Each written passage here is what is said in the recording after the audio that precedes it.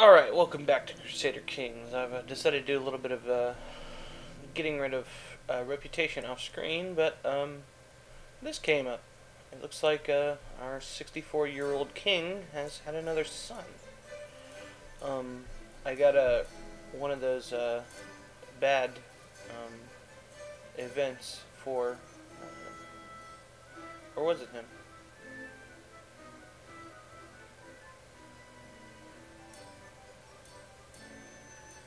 Actually, no, I think it was another one named Lawrence.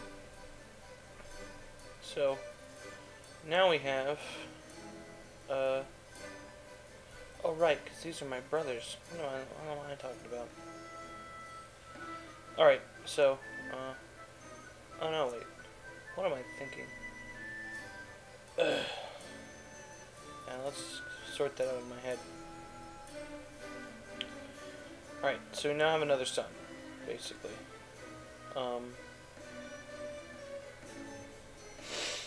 And we're unlikely to, we're unlikely to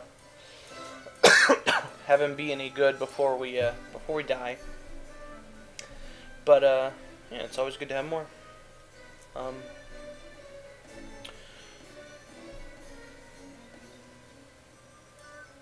Still waiting on the Bishop of Damascus to see if he'll join us peacefully. But if not, we have a claim on his title. So yeah, it's gonna be either that or Tripoli here as our next target. So I'm not too afraid of kicking the Templars out. They got a pretty good hold over here. And as I explained before, I don't want to kick the Templars out. I don't want to kill them off, because if I do that, they might appear in one of my Jerusalem provinces, which I really don't want. So, excuse me. So, what I'm gonna do, and the Hospitaliers might do that too, if I knock them out to either a single unimportant province surrounded by me, or kick them off to another place on another continent, like the Templars are over here, then I won't have to worry about them anymore.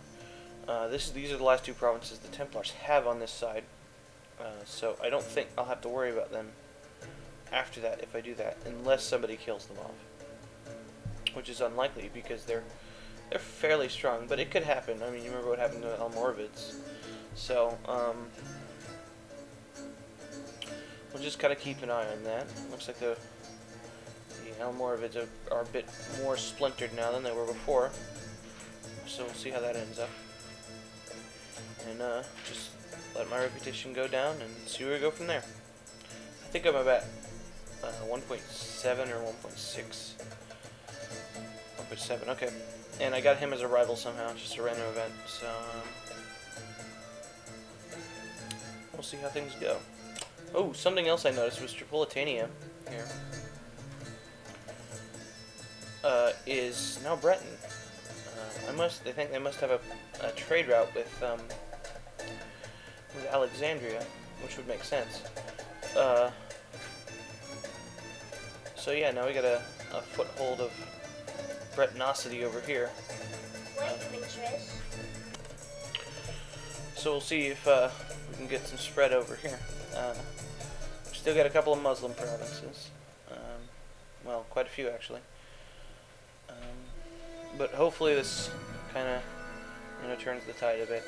Most of my my western provinces are still not Breton, but a good proportion of my eastern provinces are. I think all the way up to the coast, and then down into most of Galilee and Jerusalem. As expected, most of these Arab provinces that I just recently got are not, have not changed. But all but this one are Catholic, I think. Yeah, all but that one. But that was mostly because they were already Catholic before I got them. So we'll keep our eye on our culture changes. The reason I'm not overly concerned about the culture anymore, but the reason I want the culture to change is because it'll make our provinces less likely to break off when we get into EU3. So It's more of a future thing, and it's as far as I remember from the mechanics of the game, it's much easier for me to convert culture in this game than in that game. So I'll see how well we can do. We probably won't get all of our stuff changed, but that'll make for an interesting time with some rebels and stuff. And let's just hope the Mamluks don't show up, and hope the Pope doesn't get around to killing this guy before we can, cement our hold on the provinces. Oh, this is interesting. In that, you notice here, Coley, the Bishop of Eliat, yeah, that was one of our provinces. So the Pope dying has helped us out a bit more. I noticed this because Eliat is one of my provinces. So let's see if we can give that to. Who had it before? Sinai had it before, so we'll give it to him.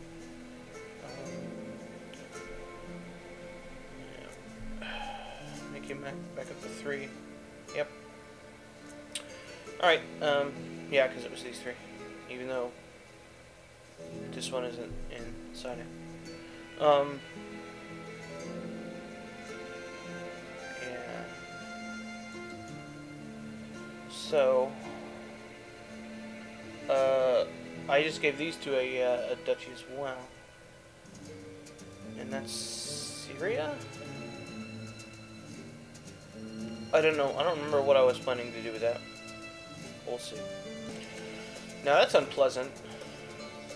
I might have to take these provinces back from this guy already, because his successor is this guy, and this man here is the heir apparent to one of our dukes.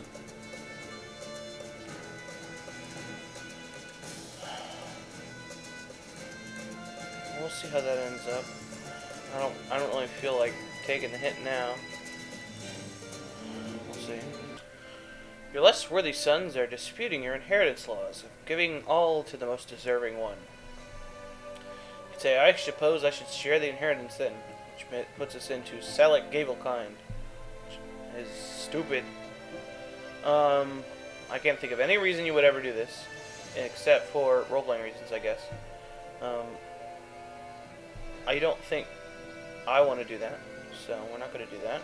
I'm going to pull a Charlemagne, get elected emperor, and then give it all away. I guess elected emperor isn't the right word. We were crowned emperor. I should give it all to my eldest instead, and give it to... that would be Gregor. Which pisses off Charles, who is our successor. Or my realm goes to the strongest family or not, which gives us just a 25% chance of just interact. Oh, well, I should tell it. These two. I'm not picking this one, so I don't really care what that one does. We should give it all to my eldest instead. 25% chance of reckless and arbitrary. A 24% loss of loyalty from Charles, who's a duke, so that matters. We institute semisonic primogeniture, which means that we go into the thing that means he succeeds and then women can succeed, which means that people outside of our bloodline could succeed if we didn't have such a robust one. We have like 7 sons, so that's not going to happen. Although there are some bugs with it, so I'm not going to do that anyway, I don't think. We could say, my laws are my laws. I get selfish, stubborn, and a 50% chance Daniel gets rebellious. Now, Daniel is one of the sons I haven't given a province to, so I don't really care if he's rebellious.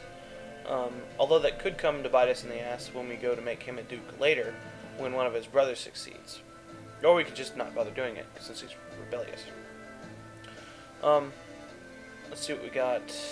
We're already selfish. We're proud, but we're not stubborn. So we could get stubborn. Yeah, Daniel I don't really care about. Or we could say, my family goes to the strongest family or not. Charles' loyalty goes down by 25. Daniel's loyalty goes down by 25 again. We get elective law, which could be pretty interesting. 50% chance of nothing happening, 25% chance of just, 25% chance of pragmatic. Now, I don't really like elective law. It's really gamey. I can pretty much put whoever I want in. But it makes me forget where my succession is going. So I forget who succeeds who. Well, I do that anyway. But it's much easier. This guy is a direct descendant of our original king. Or duchess. So we can just keep clicking on parents to go all the way back to he's the first. Wait, no. Yeah, Ellen Fergant, and then she was the original. So we could find somebody who does that who would do pretty well. On the other hand, we've got some pretty good dukes. Like Jeff Ascalon here is a fantastic duke.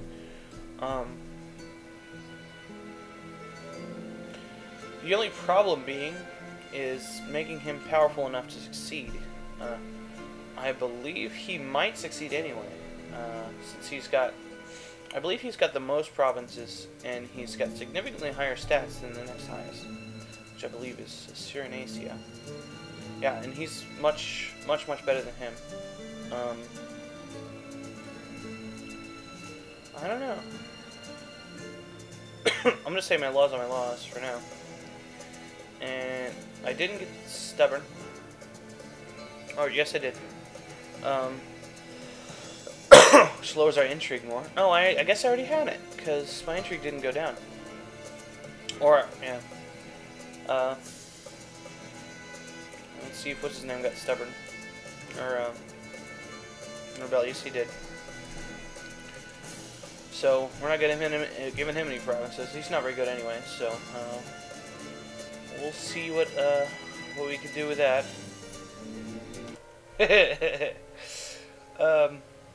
Yeah. Looks like, the King of Sicily and Venice, his wife is, kind of estranged from him. I mean, she's not his rival or anything, but she's in a province that doesn't belong to him. So, yeah, I guess he did something wrong. Uh-oh. Holy crap, her intrigue is high. I forgot all about her.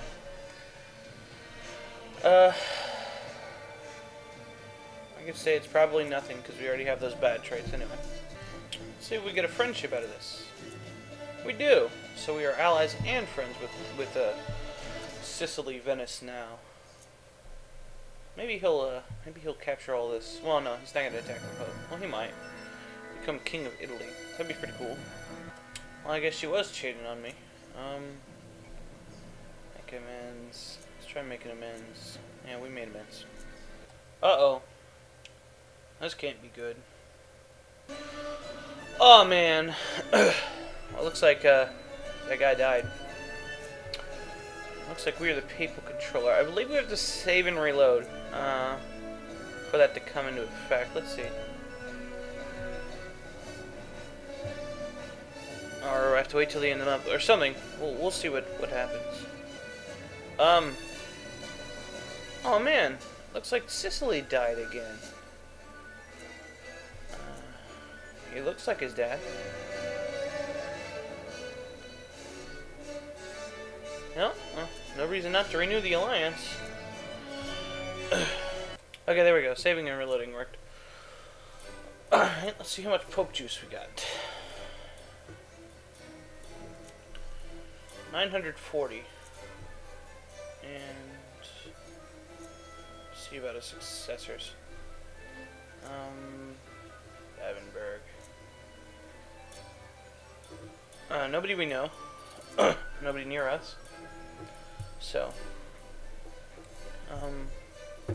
obviously it's not going to be the Bishop of Drus because he's only got 156 piety. Let's excommunicate some people. Could excommunicate Damascus, except we already got a claim on there, and his successor is a Muslim, so I'm not going to